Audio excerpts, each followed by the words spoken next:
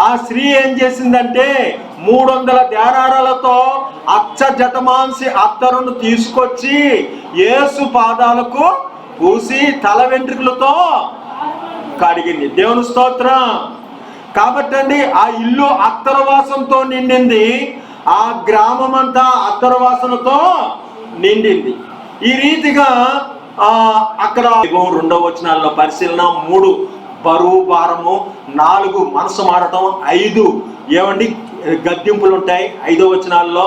6వ వచనంలో లక్ష్యత ఏమిటి అనేది, 7వది పరిశీలన, 8వది కూడా పరిమాణం. ఇలా ఏదైనా సరే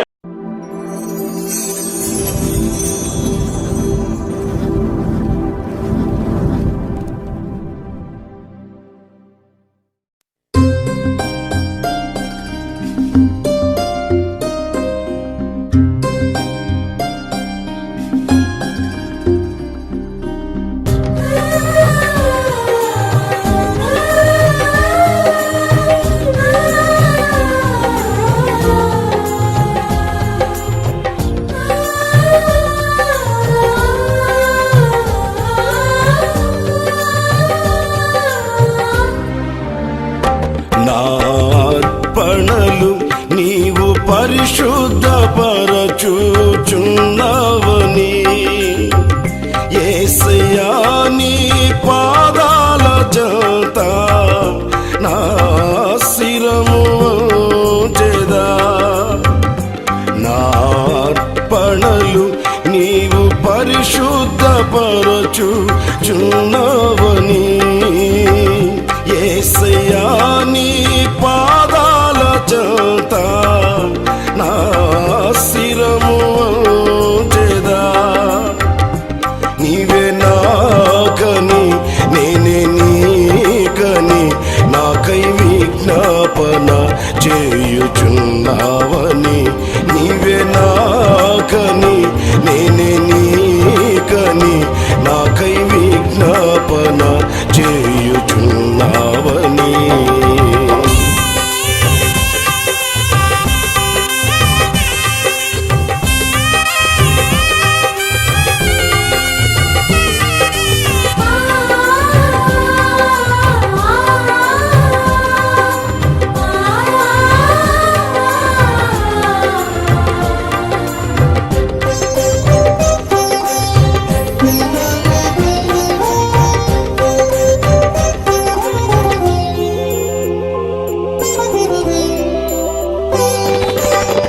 ఆదరణ లేని ఈ లోకములో ఆనుకుంటినే ఎదుటే నిలిచే నీపైనే. ఆదరణ లేని ఈ లోకములో ఆనుకుంటినే ఎదుటే నిలిచే నీపైనే.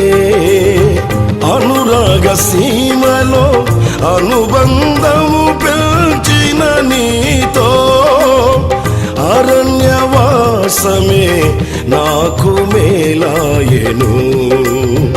అనురాగ సీమలో అనుబంధము పెంచిన నీతో అరణ్యవాసమే నాకు మేలాయెను. నా అర్పణలు నీవు పరిశుద్ధపరచుచున్నవని యేసయ్యా నీ పాదాల చెంత నా శిరము వంచెదా. నీవే నాకని నేనే నీకని నాకై విజ్ఞాపన చేయుచున్నావని.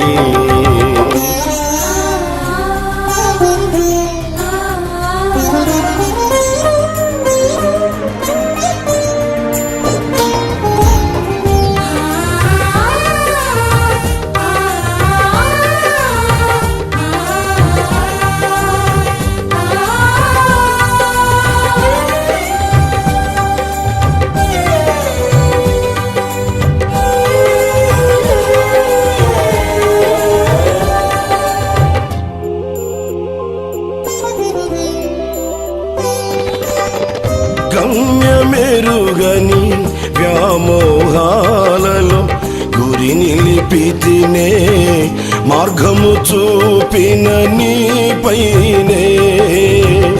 గమ్యమెరుగని వ్యామోహాలలో గురి నిలిపితినే, మార్గము చూపిన నీపైనే.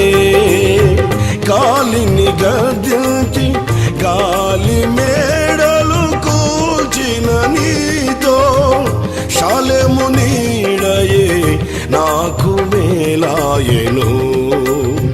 గాలిని గద్దించి గాలి మేడలు కూల్చిన నీతో, శాలెము నీడయే నాకు మేలాయెను.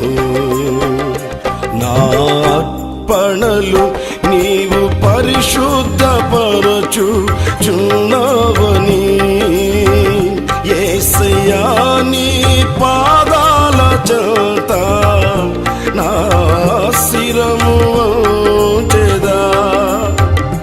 నీవే నాకని నేనే నీకని నాకై విజ్ఞాపన చేయుచున్నావని.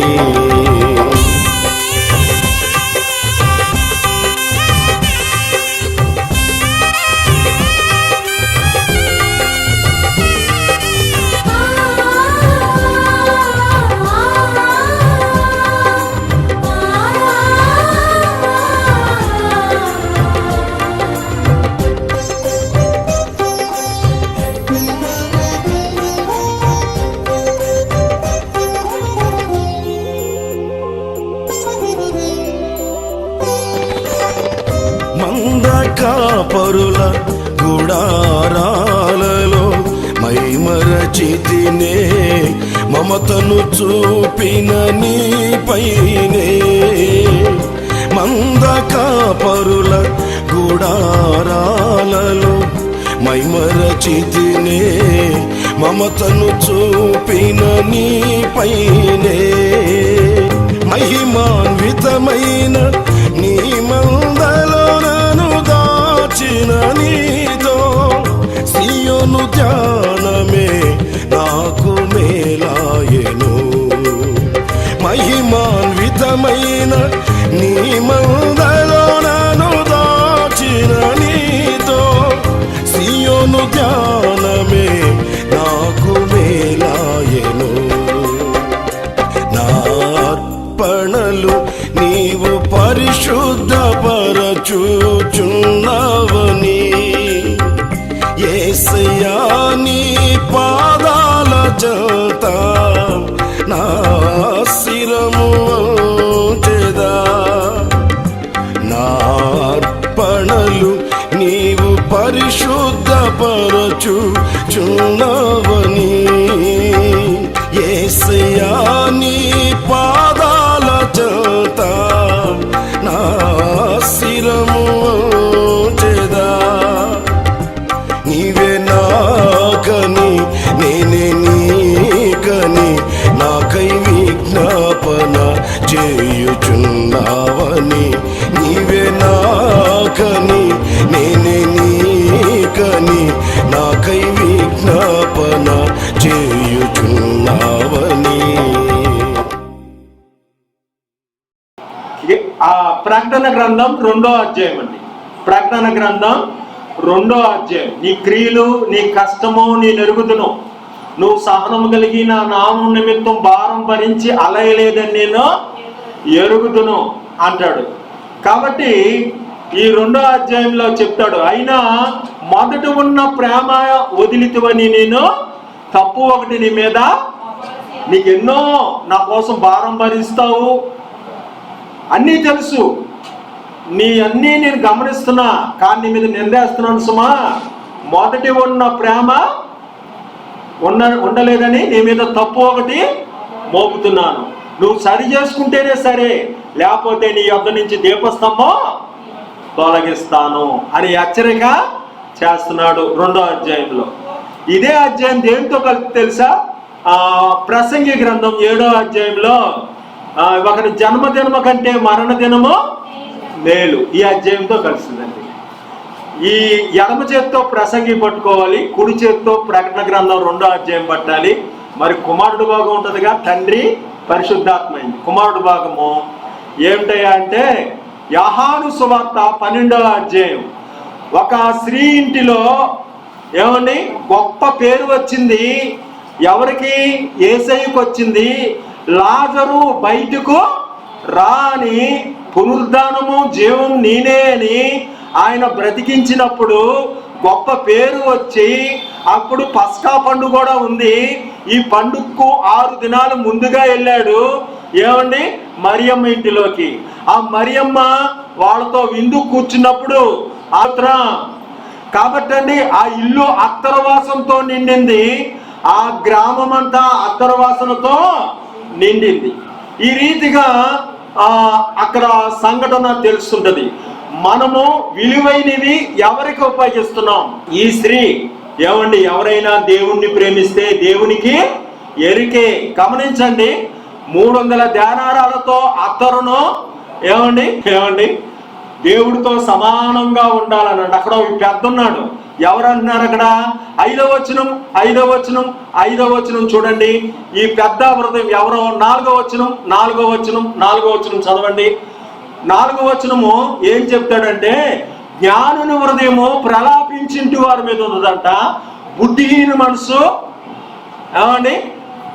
మనసు సంతోషించే వారి మీద ఉంటుందంట. మనసు ఎక్కడుంది? ఏమండి ఇక్కడ ఆయన అప్పగించిన యోధ, ఆయన శిష్యుల్లో ఒకడు, తర్వాత అప్పగించేవాడిగా మారాడు. అర్థమవుతుందండి? 4 మనసు ఎందుకు మారుతుందంటే, జ్ఞానుని మనసు ఎప్పుడు ఎవరి మీద ఉంటుంది? హాస్పిటల్లో కాళ్ళు ఎవరికి ఇరిగినాయి? నిన్న ఒక స్త్రీకి చందులూరు గ్రామంలో ఇటు నుంచి దిగిపోయి ఇటు నుంచి వచ్చింది. ఆ నుయ్యి మీదకి ఎక్కుతారు చూడు పాతయి, అది దిగిపోతే లోపల దిగిపోయింది పొట్టలోకి. ఎటు నుంచి? తొడలోంచి. మరి అటువంటి వాటి మీద మనసు పెడితే మన మనసు సరిగ్గా ఉంటుంది. కానీ ఆరు పలవ వండుకున్నారు, వారు నగలు అంటే మన మనసు దేవుడి మీద కూడా వ్యసనపాటు వస్తుంది. ఈ బుద్ధిహీనుడు మనసు మారింది. ఏమండి మొదట శిష్యుడు, తర్వాత అప్పగించేవాడుగా అయ్యాడు. ఇదే 4వ వచనం ప్రకటన గ్రంథంలో కూడా చెప్తాడు. నువ్వు మొదట ఉన్న ప్రేమను విడిచిదివని తప్పు నీ మీద మోపాలి. ఎందుకు మొదట ఉన్న ప్రేమ ఊడిపోయింది? అయ్యా నేను వచ్చాను, ఇదివరకు ఓ పెద్దగారు ఉన్నారు. దేవుని స్తోత్రం. ఈ లోకంలో ఎక్కడి నుంచి వస్తుందో తెలుసండి? దేవుడితో సమాధానం చేసుకుంటాడంట. అధ్యక్షుడు లేవుడు ఆయనే, లూసిఫర్ గారే. ఈ లూసిఫర్ గారు చేసిన తప్పేంటి? వ్యభిచారం చేశాడా? హత్యం చేశాడా? ఏం దొంగతనం చేశాడా? ఏం బంగారం కాచేశాడా? నేను గొప్పోండి. ఏం దశంభాగం ఇస్తా? నేనేమను. ఏం పోయినా తీసుకొస్తా? నేను తీసుకురా. కుల పెద్దలు సంఘ పెద్దలు కాకూడదు. కుల పెద్దలు కులానికి పెద్దలు, సంఘానికి వచ్చేవాళ్ళు సంఘ పెద్దలు, మారు మనసులో పెద్దలు, ఏమండి ఇవ్వడంలో పెద్దలుగా ఉండాలి. దేవుని స్తోత్రం. కాబట్టి అప్పగించే యోధాకి ఎందుకు మారిపోయాడు? నేను కూడా మంత్రి అవ్వాలనుకున్నాడు. తర్వాత మంత్రి అవ్వడము, రాజు అవ్వడం కుదరదని తెలిసి అప్పగించేవాడిగా మారాడు. ఇక్కడ అంటున్నాడు 5వ, ఈ నష్టం ఎందుకు? ఈ అత్తరు 300 ధ్యానారాలు అమ్మికి పేదలకు ఇవ్వచ్చు అంటున్నాడు. ఏది ముఖ్యం అంటాడంట? శ్రద్ధ అంట. ఏ శ్రద్ధ? చాలా జాగ్రత్త పరుడంట. 5వ వచనం చూడండి, శ్రద్ధ చూస్తుంది. యోహాను సువార్త 12:5 ఏమని చాలా జాగ్రత్త చేస్తున్నాడు. పేదలకు ఇవ్వచ్చు కదా అంటున్నాడు. దేవుని స్తోత్రం. ఏమండి ఏంటంట? గద్దింపు. బుద్ధిహీనులు పాటలు వినుట కంటే జ్ఞానుని మాటలు వినుట మంచిదంట. అంటే సినిమా పాటలు వినే కన్నా ఎవరైనా పాస్టర్ గారి చేత తిట్టించుకోవడం బెటర్ అట. నీతిమంతులు కొట్టుట నాకు ఉపకారము, జ్ఞానులు గద్దింపు తైలాభి షేక్. మరి వింటున్నారా? ఏమండి లోపం ఎక్కడుందో పాస్టర్ గారు చివరిలో భలే ముగించారు. నాకు సస్పెన్స్ గానే ముగించాను. కానీ మీకు ఏంటి మీది ఇంట్రెస్ట్? అసలు ఎవరికి తెలుస్తుంది? దేవుడి తలంపు, నా తలంపులు వేరా, నీ తలంపులు వేరే. ట్యాప్ ఇప్పమంటే ట్యాప్ ఇప్పారు, కానీ తలంపు గుట్టారు కద్దు. తలంపు ఎవరికి తెలుస్తుంది? భూమి మీద అన్ని చంపుకొని దేవుడికి సమర్పణ చేసుకొని యాజకుడికి తెలుస్తుంది. ఇల్లు వాకిళ్ళు సమర్పణ చేసుకొని ప్రతిష్ఠితులకు తెలుస్తుంది దేవుడు తలంపు. రూపాంతరం మెట్లోకి వెళ్తే తెలుసు. ఆ తలంపు చెప్పాలి, కానీ పుస్తకాలు బట్టేసా ఈ సలహాలు కుదరవు దేవుడి దగ్గర. ఏమండి ఇక్కడ ఏం చెప్తున్నాడు?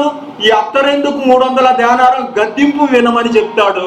ఇక్కడ కూడా గద్దింపు, నువ్వు మారు మనసు పొందితేనే సరే. 3:5లో ఏముందో తెలుసండి, గద్దింపులే ఉన్నాయి. చూసుకోండి ప్రకటన గ్రంథం 2:5లో నువ్వు ఎలాగిన్నావో మారు మనసు పొందితే సరే, లేకపోతే నీ దీపస్తంభం తీసు. ఇదే మళ్ళీ ఇక్కడ నేను చెప్పిన 12వ అధ్యాయంలో కూడా గద్దింపు ఏంటంటే యోధా గద్దిస్తున్నాడు.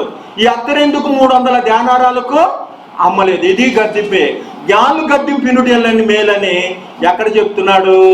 ప్రసంగిలో నేను చెప్తుంది రాంగో కరెక్టో. 8వ వచనాలు చూడండి. కార్యారంభము కంటే కార్యాంతము మేలు. చూసుకోండి 8వ వచనం. ఇక్కడ నేను మొదటి వాడును కడపడి వాడును ముట్టుడై తిరిగి లేసి తిని. ఏది ఎంత అనేది పరిమాణం మాట. 8వ వచనం టాలీ చేసాం. 4వ వచనాల్లో మారుటు గురించి ఉంది. ఏమంటే మొదట ఉన్న ప్రేమ మారింది. 5వ వచనాల్లో గద్దింపులు చూపెట్టా. ఇక్కడ పరిమాణం మొదటి వాడును కడపడి వాడును అని ఇక్కడ చెప్తుంటే కార్యారంభం కంటే కార్యాంతము మేలు ఇక్కడ చెప్తాడు. 8వ వచనము, పేదలు ఎల్లప్పుడూ ఉంటారు కానీ నేను ఎల్లప్పుడూ మీతో కూడా ఉండను. ఏమండి ఏమర్పిస్తారండి? బుధవారం రమ్మంటే రారు, శుక్రవారం అంటే రారు. మీ ఇండ్లు పేక మీద కత్తి బిగించారు, అప్పుడు సంఘ పెద్దలు తిరిగో దశంభాగాలు ఏమైనా ఎవరైనా వసూలు చేస్తారా? మీ ఇష్టమే, అది ఎవరిష్టం. అది సాతాను తీసుకుంటాడు, దేవుడు ఇంకో రకంగా దెబ్బ కొడతాడు అనుకోండి, అది సంగతి వేరే. కానీ మనము ఇవ్వవలసిన సమయంలో కూడా పాస్టర్ గారు చెప్పినప్పుడు హృదయం తెరవబడేటట్టుగా పరిమళ సువాసనగా ఆవిడ వెలపెట్టి 1 సంవత్సరం కూలితో ఏమండి కన్నీటితో కడిగి తల వెంట్రుకలతో నేను తగ్గించుకుంటాను. నీ జీవితం నాకు జ్ఞాన హృదయము కలగజేయము, మాకు మా దినములు లెక్కించుట మాకు నేర్పు. యెహోవా నా కాపరి, నాకు లేమి కలగదు. ఆగరణ చూసిన కన్నులు, బీదురాలు 2 కానుకలు వేయడం చూసిన దేవుడు. ఏమండి జకియా ప్రేమను గుర్తెరిగిన దేవుడు. జకియా త్వరగా, ఎవరైనా దేవుని ప్రేమిస్తే దేవుడు మన పక్షంలో ఉండగా విరోధి ఎవడు? ఇక్కడ 7వ వచనం చూడండి. ప్రకటన గ్రంథంలో 7వ వచనం, వినుటకు చెవు గలవాడు వినుగాక. ఏమండి అక్కడ అందరూ శిష్యులు ఉన్నారు, అందరూ ఉన్నా జరగబోయే సంగతి అందరికి తెలియట్లేదు. కానీ పాపాత్ములకు సాదృశ్యంగా ఈ స్త్రీ యేసయ్య మీద ప్రతిష్ఠించింది. ఎవరైతే ఆ గొర్రె పిల్లను బలి అర్పిస్తారో, ఎవరు పాపాలు వారి మీద మోయబడాలో, ప్రపంచంలో పాపాత్ములకు సాదృశ్యంగా ఈ స్త్రీ ఆయన అభిషేకం చేస్తే ఇక్కడ 7వ వచనంలో చెప్తాడు, ఈమె నన్ను పాతిపెట్టు దినమునకు దీనిని ఉంచుకొన నీయుడి. అర్థమవుతుందండి? పాతిపెట్టి ఎప్పుడు పాతిపెట్టారు? సిలువేసి రోజునే పాతిపెట్టారు. అర్థమవుతుందా? అంటే పాతిపెట్టు దినం అంటే ఆయన్ను వధించారు, ఆయన్ను సిలువేశారు ఆ దినము కోసము. వీడు ఎవరు? పాపాత్మురాలు. ఈ పాపాత్మురాలు యొక్క చెయ్యి గొర్రెపిల్ల మీద పెట్టాలి కదా, తర్వాత గొర్రెపిల్లను బలివ్వాలి కదా. ముందుగా ఇక్కడ అభిషేకం చేసింది ఎందుకని? ఈవిడ సిలువ ఈయన ఎక్కడం కోసం ప్రతిష్ఠించింది మాట. అంటే హల్లెలూయా. ఇక్కడ చెప్తాడు 7వ వచనము, జ్ఞానుడు బుద్ధి కోల్పోతాడండి. ఇక్కడ గ్రహింపు ఇంతమంది ఉన్న ఎవరికి కలగలేదు, కానీ ఈవిడికి మాత్రమే ఆత్మచేత ప్రేరేపణ కలిగి సిద్ధపాటు చేస్తుంది. సువార్త అయితే ఎప్పుడైతే ఎక్కడ చెబుతారో ఈవిడి గురించి చెప్పాలంట. 6వ వచనంలో చెప్తాడు, నికోతుల బోధలు అని చెప్తున్నాడు. నికోతుల బోధలు అంటే బాగున్నట్టే ఉంటుంది అని కీడు.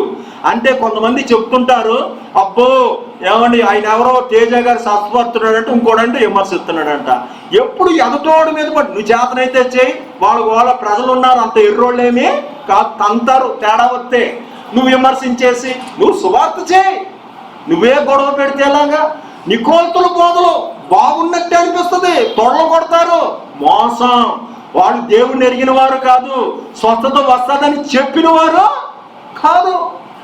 ఏమండి సొంతూరులో యేసయ్య ఏమీ చేయలేదు, నమ్ముట నీ వల్ల అయితే నమ్మవానికి చెయ్యి చూద్దామంటే నీకేమవుతుంది? పనికి మానవుడు, బైబిల్ తెగ చదివేస్తున్నావు కానీ దేవునితో అనుబంధం, ఆప్యాయత, విశ్వాసమా లేదు. 100 మంది వాటర్ బాటిల్ తీసుకెళ్తూ ఒక్కడే వాటర్ బాటిల్ 10 మంది వాటర్ బాటిల్ నీళ్లు ద్రాక్షరసంగా మారుతాయి, తీసుకొచ్చిన 1000 మంది అవో. అర్థమవుతుందండి? కాబట్టి వచ్చిన వారందరూ స్వస్థత పొందరు, కొద్దిమందే అవుతారు. ఎవరినో సపోర్ట్ చేయడానికి నేను రాలేదు ఇక్కడ. కాబట్టి మనం దేవుణ్ణి గణపరుస్తున్నాం, విశ్వాసం పొందండి. నికోతల బోధలు ఇలా ఉంటాయి. ఇక్కడ 6వ వచనం అంటే మేలుగా కనబడుతుంది.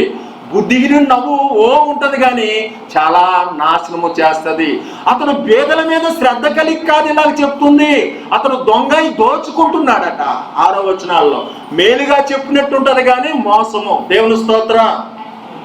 పరిశీలన 2వ వచనంలో చెప్తాడు, నీ క్రియలు, నీ కష్టము, నీ సహనము నేను ఎరుగుదును. ఏంటి పరిశీలన చేస్తున్నాడు? ఏమండి, పాలు పొంది పరిశీలన చేయడం, ఆయనతో పాటు కూర్చున్న వారు పరిచర్య చేస్తూ వడ్డిస్తున్నారంట. పరిచర్య చేసేవాళ్ళు కూర్చున్నవారు పాలు పొందడం గమనించడానికి సాదృశ్యం. ఇక్కడ బ్రతికిన వారు మనసు పెడతారు అన్నాడు. మరణం దగ్గరికి వెళితే బ్రతికిన వారు మనసు పెడతారంట. ఒకని జన్మదినం కంటే మరణ దినమే విందు జరుగుతున్న ఇంటికి వెళ్ళేట కంటే ప్రలాపించి ఇంటికి వెళ్ళుట మేలు. ఇక్కడ వైభవం మాట అండి. 1వ వచనాల్లో 7 నక్షత్రాలు చేతబట్టి 7 ఆత్మలు గలవాడు సంచరించు అంటే 6 దినముల ముందుగా వచ్చాడు. గమనము ఉంది, వైభవం ఉంది. కాబట్టి ఏది మేలు? ఈ జీవన గమనంలో ఒకని జన్మదినము కంటే మరణ దినమే మేలు. 2వ వచనం 3 పారాలు 300 ధ్యానారాలతో అత్తరు బుడ్డిని చేసి పగలగొట్టి, ఏమండి, ఆ ఇల్లు అత్తరవాసనతో నిండింది. ఆ గ్రామం అంతా అత్తరవాసనతో నిండింది. ఇక్కడ నవ్వుటి కంటే దుఃఖపడుట కిన్నమైన ముఖము హృదయమును బరువు భారం అనేది. ఇక్కడ కూడా నీ భారము భరించి అలయలేదని ఎరుగుదును అంటాడు. దేవుని స్తోత్రం. తొందరలో నేను 7-8 వచనాలు చెప్పాను. 3-8-24 వచనాలు చెప్పాను. నుంచున్నది 10 నిమిషాలే కావచ్చు కానండి, కానీ చదవటానికే సరిపోద్ది. కానీ టాలీ అయినాయి. కానీ నేను చెప్పేది ఏంటంటే బుద్ధి గల కన్నికులు, బుద్ధి లేని కన్నికులు. ఎంతమందో తెలుసమ్మా? అమ్మ ఏనండి 10 మంది. ఎంతమంది నిద్రపోయారు? తప్పదే. నేను నిద్రపోయింది ఎంతమందో చూసుకోండి. 3 అధ్యాయాలు ముగించేశాను. మీరు చూస్తారా? 25:5 ఉంది మత్తయి సువార్తలో. వారందరూ నిద్రించారు. నిద్రపోవడం తప్పు కాదు అమ్మా. నిద్రపోవడం అంటే ఏంటి? వ్యాపారాలు చేయడం, వివాహం చేసుకోవడం, వ్యవసాయం మానేమని కాదు. వివాహ జీవితాలు ఉండాలి. ఆనోకు పిల్లలు కనలేదా? ఉండొచ్చు. ఎగస్ట్రా జాగ్రత్త కలిగి ఉన్నారు. బుధవారం ప్రార్థన, శుక్రవారం, ఆదివారం వెళ్తే చాలదా? ఎంత ఉండాలా? టైం అయిపోయింది. ఇవన్నీ దశంభాగం ఎవరు? ఒక మాట చెప్పమంటారు. దశంభాగంలో ఉన్న రహస్యము, నువ్వు 10,000 వస్తే 1,000 రూపాయలు ఇవ్వాలి. 1000 నోటు చంపుకొని బతికించుకోకపోతే చచ్చిపోయి తిరిగి ఎలా లేస్తావు నాకు తెలియదు, అర్థం కాదు. నేను ఒక టైలర్ని అండి. మీకు నేర్చుకుంటానికి వచ్చారు, బట్టలు కుట్టించుకోవడానికి కాదు. నేను ఇలా కత్తిరించాలని నేర్పాను, ఇలాగా కొలవాలని నేర్పాను, ఇలా కొట్టాలని నేర్పాను. మీకు వస్తుందా? రాదు. మీరు కూడా మిషన్ పట్టాలి, మీరు కూడా కత్తిరా పట్టాలి, మీరు కూడా టేపు. అదే క్రియ. ఏమండి? ఇవ్వటమో క్రియ. మీకు అన్నీ అర్థమవుతున్నాయి. కానీ దేవుడు సన్నిధికి ఎందుకు వస్తున్నారో తెలుసా? భక్తి కోసం, యేసయ్య మీద ముచ్చట కోసం, యేసయ్యని ఆరాధన చేసుకుంటానికి. కానీ ఎందుకు రావాలో తెలుసా? అజ్ఞానదో పురుగు దాని నుంచి తప్పి నీ భర్త నచ్చి పడిపోతాడేమని భయం అనే ఐశ్వర్యం ఉంటే, ఈ భయమే ఐశ్వర్యము. దేవుడు తన ఐశ్వర్యం చొప్పున క్రీస్తు యేసునందు మహిమలో నీ ప్రతి అవసరమును తీర్చును. అంటే భయమనే ఐశ్వర్యం నీకుంటే నీ అవసరం తీరు. అలాగే గ్రహింపు, ఈ భయము గ్రహింపు బుద్ధిగల కన్యకులకు ఉన్నారు. ఇది జక్కియాకుంది, పరిగెత్తికెళ్ళి మేడి చెట్టు ఎక్కాడు. ఆ రక్తస్రావ స్త్రీకుంది, దావీదు కుమారుడా నన్ను దాటిపోకయా, నజరేయుడా నన్ను విడిచిపోకయా, నీవు తప్పనకి లోకంలో ఎవరున్నారయ్యా. ఏది ముఖ్యం? అందరు కేకలేస్తున్నారు, ఆపో ఆపో అని కేకితే వాళ్ళ కేకలకు భయపడలేదట. ఎవరికి భయపడ్డాడు? రక్షణ పోతుందేమో, అది భయము. గ్రహింపు, ఈ భయము గ్రహింపు రక్తస్రావ స్త్రీకున్నాయి. ఈ భయము గ్రహింపు ఎవరికున్నాయిదండి? శతాధిపతి. నా ఇంటికి వస్తానికి నేను యోగ్యుణ్ణే కాను. ఒకడు రమ్మంటే వస్తాడు, పొమ్మంటే పోతాడు పోలీసుడు. నువ్వు కూడా మాటివు. శతాధిపతికి ఉంది. అమ్మా చెల్లి, సిలువ మీద దొంగకుంది. భయం ఏముంది? నువ్వు దేవునికి భయపడవా? ఉందమ్మా భయము. అన్నిటికి భయపడతారు. మనకైతే న్యాయమే. ఈయన ఏ పాపమో గ్రహింపు. దేవుని స్తోత్రం. మా చెల్లెళ్ళు ఇటు చూడండి, గుండెల మీద చేసుకొని నిజంగా ఇక నుంచి నేను ఆ సుమన్కి బాలకృష్ణులకి ఈ టైం ఇవ్వను, ప్రార్థన చేసుకొని భర్తను రక్షించుకుంటాను. భర్త ఎలా మారుతారని ఉంది? పాస్టర్ గారు చెప్తేనా?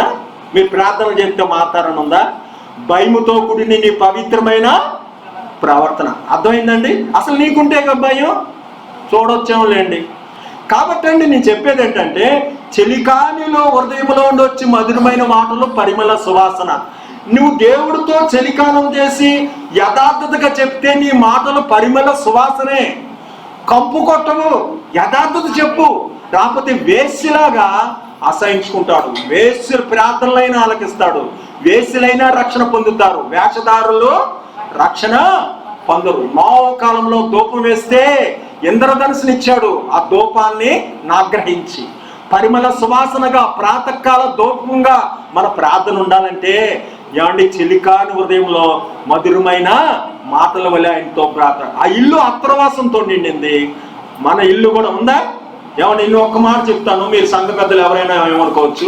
మీ ఇళ్లలో సంఘ పెద్దలు వచ్చి ముందర ప్రార్థన చేస్తే, సంఘ పెద్దల ఇళ్లలో సినిమా పాటలు ఆపితే, ఆ కంపు పాటలు, ఆ ప్రేయసి ప్రియుల మాటలు, కంపు మాటలు ఆగితే, మన నోళ్ళు కంపు మాటలు మారితే భర్త మన ముందుకు వస్తాడు. మనకే నీవు లేకపోతే భర్త ఏమవుతాడు? అవునా కాదు?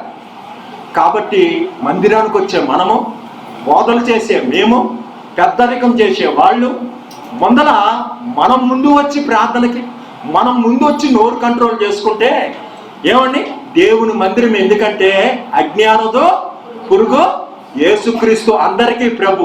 నువ్వు ఆ కులానికి జాతికి నువ్వు అంకితం అవుతే కమ్మోళ్ళు రాడు, కాపోడు రాడు, ఏమన్నా కోంటోళ్ళు రాడు. ఎందుకు రాడు? నువ్వు కుల పెద్దను పెట్టుకున్నావు, ఫలానా వాళ్ళకి సంఘం అండి అనొద్దు. యేసుక్రీస్తు అందరికీ ప్రభు. ఇది జీవం గల దేవుని సంఘం. పాపం సేవకులు అలా ఉండనివ్వరు. కాబట్టి నేను చెప్పేది ఏమంటే అంటే, మీ మాటలు పరిమళ సువాసనగా ఉండాలని తాను బలిగా అర్పణ చేసుకున్నాడు. కాబట్టి నూనె ఎగస్ట్రా జాగ్రత్త చేసుకున్న వారు ప్రవేశించారు. నిద్రపోవడం తప్పు కాదు, 10 మంది నిద్రపోయారు. అందరలాగే ఉంటాం, కొంచెమే ఎడమవుతుంది.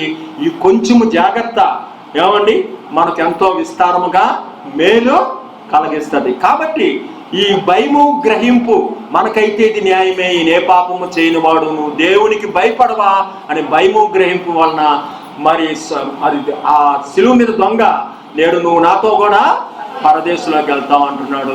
అక్కడ కూడా భయము గ్రహింపు. పరిసేడుకుందా భయము? భయం లేదు పరిసేడికి. నేను దొంగన కాదు, వ్యభిచారిని కాదు, నేను ఎంత కష్టపడుతున్నాను, నేను ఎంత ఇచ్చాను, నేను ఎంత ఉపవాసపడ్డాను అంటాడు. కానీ భయం లేదు. పాటగా నేను చెప్పినట్టు చేయండి. నువ్వేనా పలికేది? మేము పలకలేమా? మాకు వచ్చు బోధల. ఎవరన్నారన్నమాట? మిరియాము అంది, నా సేవకుడికి విరోధంగా మాట్లాడుకున్న వేళ భయ పడలేదు. కుష్టొచ్చింది సొంత అక్క. ఏమండి, ఆ నీటిలోంచి మోషేని తీసిన అక్క మోషేనంటే ఊరుకున్నాడా? కాబట్టి భయం అనే ఐశ్వర్యం మన పిల్లలకి ఇవ్వాలి. సమయం అనే ధనము దేవుడికి ఇవ్వాలి. భయం అనే ధనము దేవుడికి చెల్లించినప్పుడు మనం మౌనంగా ఉంటాం. అలాగే గ్రహింపు అనే ఐశ్వర్యం మనకు ఉండాలి. ఈ భయము గ్రహింపు గల శిలువ మీద దొంగ పరదేశ్ చెందాడు. భయము గ్రహింపుతో సొంకరి ఆకాశము తట్టు చూచుడికైన ధైర్యము చాలక గుండెలు బాదుకొని భయము గ్రహింపుతో ఏడుస్తుంటే ఏమండి అతను ప్రార్థన ఆలకించాడు. ఈ గ్రహింపు తనకు లేదు, కానీ పక్కనోడంటే గ్రహిస్తున్నాడు. భయం లేకుండా సూటుపోటు మాటలు అంటున్నాడు.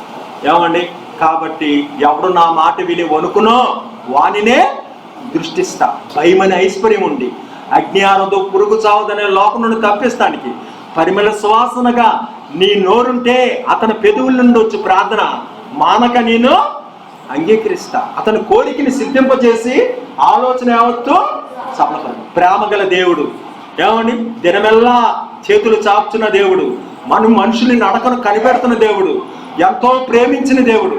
నీ బాధ ఏంటో, నీ వ్యాధి ఏంటో, నీ కష్టమేంటో అతడు కన్నీళ్ళు విడిచుట నేను చూచి తిని. నీ కన్నీళ్ళు నా బుడ్డిలో ఉంచబడివి. నువ్వు ఎంత ప్రయాసపడుతున్నావో నీ భారం అలయలేదని నేను ఎరుగుదును. కానీ మొదట ఉన్న ప్రేమ, నువ్వు ఇప్పటికీ మారు మనసులతో ఉన్నావు, పాపం చేయట్లా, కానీ మొదట ఉన్న ప్రేమ లేదు. అర్థమవుతుందమ్మా? తప్పేం చేయట్లా, మొదట ఉన్న ఆసక్తి, మొదట ఉన్న మాధుర్యత నీకు కలిగి ఉంటే సరే, లేకపోతే అంట ఉగ్రత చూపెడతాడట. కాబట్టి మొదటి వచనాల్లో వైభవం, రెండవ వచనాల్లో పరిశీలన, 3 బరువు భారము, 4 మనసు మారటం, 5 ఏమండి గద్దింపులు ఉంటాయి 5వ వచనాల్లో, 6వ వచనంలో లక్ష్యత ఏమిటి అనేది, 7వది పరిశీలన, 8వది కూడా పరిమాణం. ఇలా ఏదైనా సరే ఏమంటే లోకా గారు రాశారు, వీళ్ళ మధ్యన 2000 సంవత్సరాల దూరం ఉన్నాయి. 2000 సంవత్సరాల దూరం ఉన్నా మిలిటరీ వాళ్ళు నడిచి ఎలా కలుస్తాయో అలా కలుస్తున్నాయండి. ఇప్పుడు ఇక్కడ ముగ్గురికి 3 స్లిప్లు ఇచ్చాం, ముగ్గురికి 3 స్లిప్లు ఇచ్చాం. పిచ్చికెత్తికి ఇమ్మంటే ముగ్గురు అలా గెత్తారా? గీరు. మరి 3 కాలాల్లో వేరు వేరు ముఖాలు చూసుకోకుండా ఒకటే లెయ్య ఎలా వస్తుంది? అప్పుడు మోషేలో ఉన్న ఆత్మే ఈ మార్క్ గారిలోకి వచ్చింది, ఈ మోషే గారిలో ఉన్న ఆత్మే ఈ లోకాలోకి వచ్చింది. మరి అంకీలేసింది వేరే, రాసిన వాళ్ళు అంకీలేలా. 1, 2, 3, 4 ఉన్నాయి చూసారా? చరిత్ర చూసుకోండి.